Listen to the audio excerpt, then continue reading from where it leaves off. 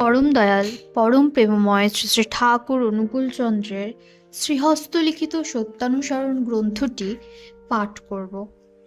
এই বাণীটিতে বলা হয়েছে, অন্ধ হওয়া দুর্ভাগ্য বটে, কিন্তু যষ্টিচ্যুত হওয়া আরও দুর্ভাগ্য।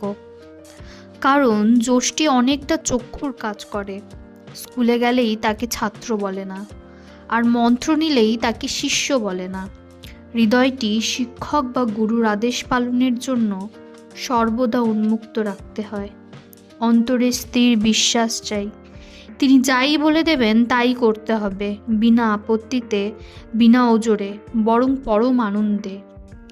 যে ছাত্র বা শিষ্য প্রাণপণে আনন্দের সহিত গুরুর আদেশ পালন করেছে, সে কখনোই বিফল হয়নি। শিষ্যের কর্তব্য প্রাণপণে গুরুর আদেশ কার্যে পরিণত করা, গুরুকে লক্ষ্য করে চলা। যখনই দেখবে গুরুর আদেশে শিষ্যের আনন্দ হয়েছে, মুখ প্রফুল্ল হয়ে উঠেছে, তখনই বুঝবে যে তার হৃদয়ে শক্তি এসেছে।